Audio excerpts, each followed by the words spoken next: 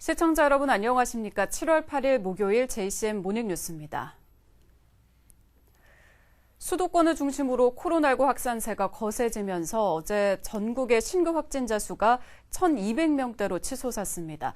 4차 대유행 우려가 현실화됐다는 목소리가 커지고 있는데요.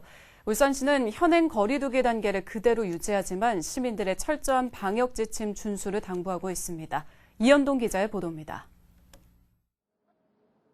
수도권을 중심으로 최근 코로나19 확진자가 급증하면서 우려했던 4차 대유행이 현실화됐습니다. 3차 대유행이 한창이던 지난 1월 이후 6개월여 만에 1,000명대 신규 확진자가 나왔습니다.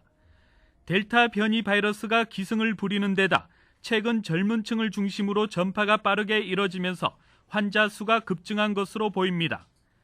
국내 델타 변이 환자가 2주 전에 30명으로 늘었고 1주 전에는 70명으로 늘었는데 이번 주에는 150명으로 증가해서 증가폭이 매주 2배씩 커지고 있습니다. 4차 대유행이 현실화됐지만 울산시는 강화된 거리두기 1단계 적용을 오는 14일까지 그대로 유지한다는 방침입니다. 현재 울산의 일주일 평균 확진자 수는 3.7명, 역학조사와 진단검사 등으로 감염 확산을 억제할 수 있다는 판단입니다. 수도권은 지금 강화를 계속 해가야 되고, 지방은 그러니까 대전하고 부산이 지금 심하죠. 그래서 그것도 좀 강화를 하고 나머지는 뭐 그대로 유지하는 걸로. 현행 거리두기 방침대로라면 사적 모임 인원은 8인까지 가능하고 식당과 카페 등 다중 이용시설은 24시까지 이용할 수 있습니다. 지역 해수욕장이 일제히 개장했고 수도권을 중심으로 1,000명대 신규 확진자가 나오면서 지역 확산에 대한 우려의 목소리가 커지고 있는 상황. 방역당국의 보다 세밀한 방역 대책과 시민들의 적극적인 방역 수칙 준수가 그 어느 때보다 중요한 시점입니다. JCN 뉴스 이현동입니다. 울산시가 올해 1월부터 6월까지 5인 이상 사적 모임 금지 조치와 관련해 163건의 위반 행위를 적발하고 1,111명에게 과태료를 부과했습니다. 금지 조치를 어긴 식당과 카페 등 다중이용시설 업주에게는 150만 원의 과태료를, 이용자와 개인 위반자에게는 10만 원의 과태료가 매겨졌습니다. 울산시는 앞으로도 방역수칙 위반 행위에 대해 과태료 부과와 고발 등 엄정 조치할 예정이며 위반 행위로 확진자가 발생하는 경우에는 모든 관련 방역 비용을 위반자에게 청구한다는 방침입니다. 울산시의회가 정부의 대도시권 교통계획에 울산시의 8개 사업이 선정된 것에 대해 환영의 입장을 밝혔습니다. 울산시의회는 어제 논평을 내고 광역철도 3개 노선과 환승시설 3개, 광역도로 2개 등 8개 사업은 반드시 성과를 내야 하고 결실을 거둬야 된다고 강조했습니다.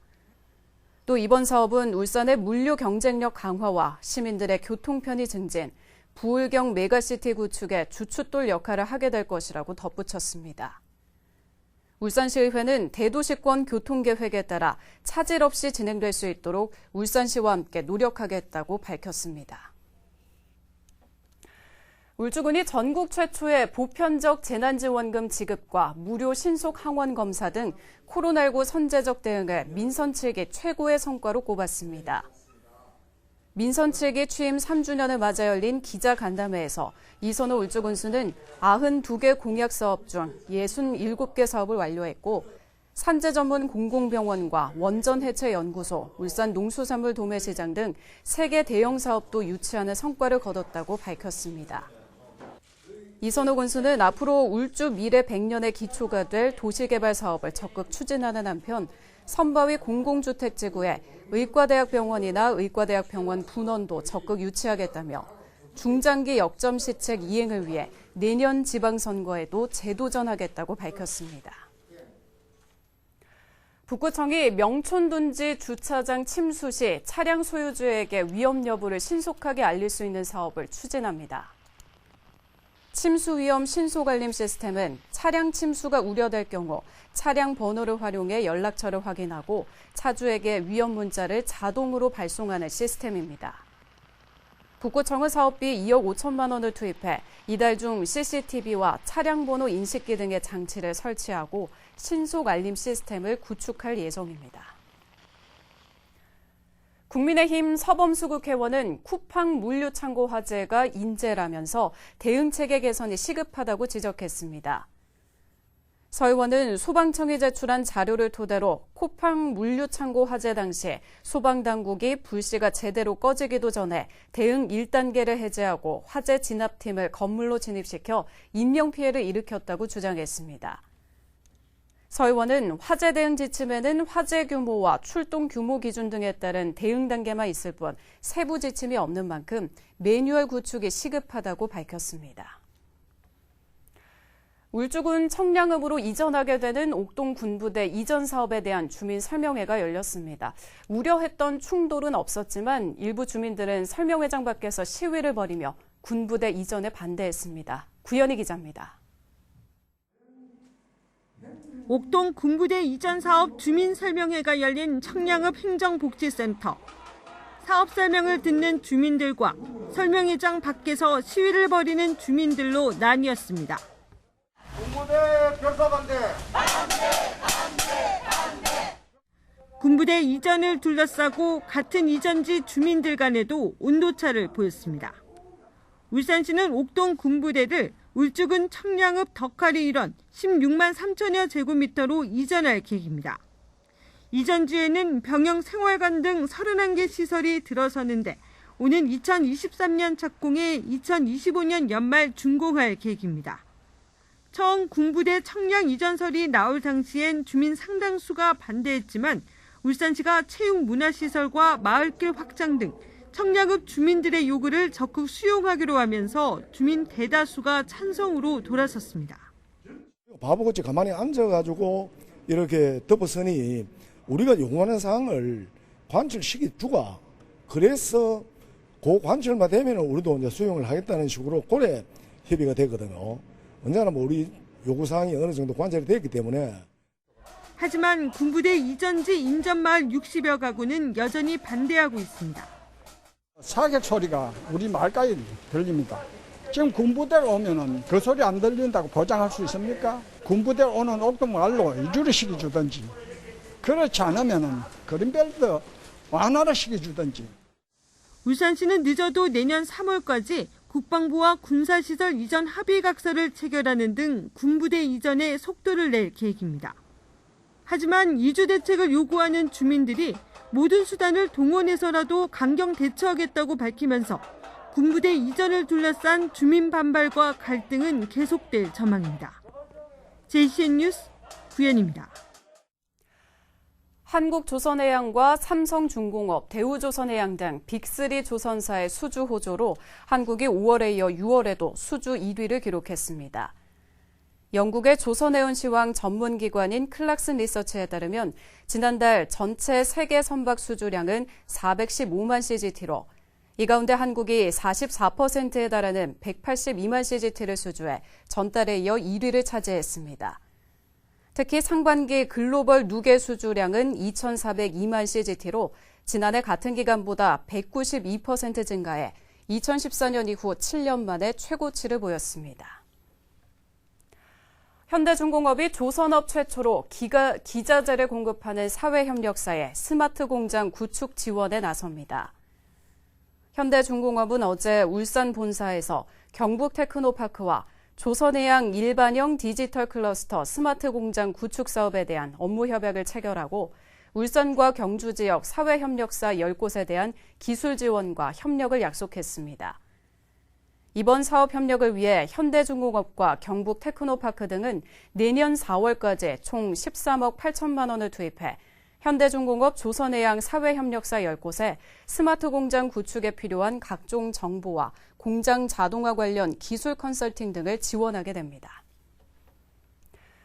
지역 여성들의 문화 참여와 역량 강화를 위한 제1회 울산 여성축제가 오늘 12일까지 펼쳐집니다. 제1회 울산 여성축제 첫날인 어제는 여성들의 경연 프로그램인 주부 가요열창이 서울주 문화센터에서 열렸으며 유리공예와 아로마 향수 만들기 등 6개 체험 프로그램도 중구 별별마당에서 오는 12일까지 진행됩니다. 또 울산 지역 여성들과의 소통을 위한 강연 프로그램인 리마인드미는 오는 9일 울산시청 시민홀에서 개최됩니다. 울산시 관계자는 이번 축제를 통해 지역 여성들의 문화 참여 확대와 역량이 강화될 것으로 기대하고 있습니다. 노욱희 울산교육감이 6월 전국 17개 시도교육감 직무수행평가 지지도평가에서 시교육감 부문 1위를 차지했습니다. 울산시 교육청은 여론조사 전문업체 리얼미터가 어제 발표한 2021년 6월 전국 17개 시도교육감 직무수행 평가 결과 노욱희 교육감이 직무수행 지지도에서 시교육감 부문 1위를, 17개 시도교육감 가운데는 전국 5위를 기록했다고 밝혔습니다. 노 교육감은 이번 조사에서 긍정평가 41.1%를 기록해 전국 교육감 평균 긍정평가 38.7%보다 2.4%포인트 높은 지지도를 보였습니다. 울산시가 아동학대 예방을 위해 지난해부터 시범 운영하고 있는 인공지능 아동정서 돌봄 시스템의 신청 대상을 관내 어린이집으로 확대 추진합니다. 인공지능 아동정서 돌봄 시스템은 스마트폰과 인공지능을 활용해 아동의 행동 특성과 부모의 상태를 파악하고 아동의 현재 상황과 부모 스트레스의 연관관계를 도출하는 시스템입니다. 울산시는 이를 위해 이달 중 관련 설명회를 진행하고 지역 어린이집에 협조를 구한다는 계획입니다. 장생포 문화창고가 개관한 지 2주가 지났는데 3천여 명이 방문한 것으로 나타났습니다. 특히 지역 작가들을 위한 전시와 판매 공간이 큰 인기를 누렸고 시민 참여형 체험 프로그램도 매주 매진이 될 정도로 좋은 반응을 얻고 있습니다. 지역 작가들에게는 작품 활동 공간으로 또 시민들에게는 문화 향유의 공간으로 자리매김할 것으로 기대됩니다. 보도에 박정필 기자입니다. 지난달 26일 개관한 장생포 문화창고입니다. 개관 이후 2주 동안 주말에만 1,800여 명이 찾는 등 3천여 명이 방문했습니다. 특히 3층과 4층에 마련된 지역 작가를 위한 전시장과 판매 공간이 큰 인기를 끌었습니다. 지역 작가 90여 명이 참여해 판매된 작품만 수백여 점에 금액으로는 9천여만 원에 달했습니다. 전시와 판매 공간이 부족했던 지역 작가들에게 많은 도움이 됐습니다. 작가들한테는 이제 이번 기회를 통해서 작품 판매도 되었기 때문에 작가들한테도 엄청난 이제 캐리어가 쌓였다고 보고 있습니다. 그리고 앞으로 이런 행사가 뭐 큰 행사가 아니더라도 이제 뭐 조그만 이제 작가 장터 중심형 행사가 이제 기본적으로 많이 구축되었으면 좋겠고. 장생포 문화창고는 지역 작가들의 전시 요청이 있을 경우 대관료를 할인하는 등 작품 활동을 돕기로 했습니다. 또 자체 예산 5천만 원을 활용해 다음 달 지역 작가들의 전시와 체험 아카데미 공모를 추진할 계획입니다.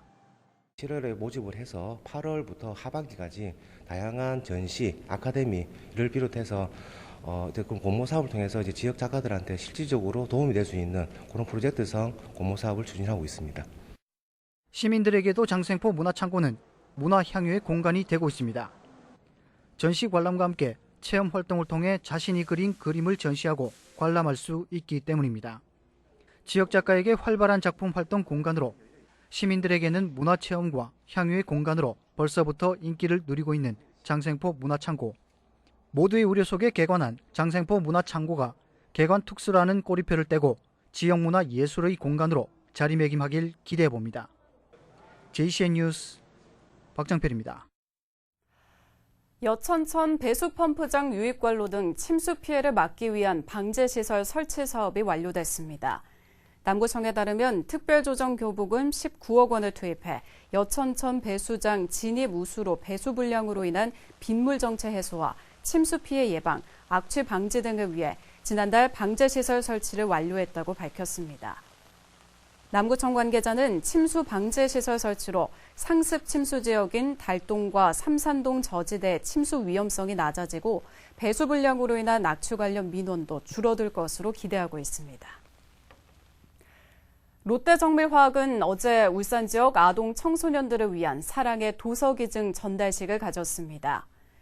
어제 전달식에는 롯데정밀화학 서정열 사무지원 부무장과 울산사회복지공동모금회 강학봉 사무처장이 참석한 가운데 관내 아동 청소년용 도서 구입을 위한 임직원 성금 2,200여만 원을 울산 사회복지 공동모금회에 전달했습니다. 전달된 도서 구입비는 롯데정밀화학이 추천한 기초화학도서 등 교사와 학생들의 희망도서를 구입하는 데 사용될 예정이며 동평지역 아동센터와 수암지역 아동센터 등 9개 시설에 도서를 지원하게 됩니다. 동구청이 이달 중순 개통하는 대왕암공원 출렁다리에 야간 경관 조명 설치를 완료했습니다. 조명은 동구와 대왕암공원을 상징하는 문구와 그림을 활용하도록 조성됐으며 매일 오후 8시부터 11시까지 운영합니다. 동구청은 오는 15일 오후 7시에 대왕암공원 출렁다리 개통식과 함께 야관 조명 점등식을 개최할 예정입니다. 수십억 원의 배상금을 받게 되는 것처럼 가짜 판결문을 만들어 지인에게서 수천만 원을 뜯어낸 60대 남성에게 실형이 선고됐습니다. 울산지법 정한근 부장판사는 사기와 공문서 위조 혐의 등으로 기소된 60대 A씨에게 징역 4년을 선고했습니다. A씨는 울산의 한 기업과의 소송에서 승소해 57억 원가량을 배상받는 것처럼 가짜 판결문을 만들어 지인에게 보여준 뒤 돈을 빌려주면 갚겠다고 속여 6,800만 원을 뜯어낸 혐의를 받고 있으며 방송국 국장과 친분이 있는 것처럼 행세하며 또 다른 지인에게서 5,800만 원을 받아 가로챈 혐의도 받고 있습니다. 중부경찰서는 보이스피싱 피해를 예방한 중울산 농협 본점 직원 A씨에게 감사장과 신고 보상금을 전달했습니다.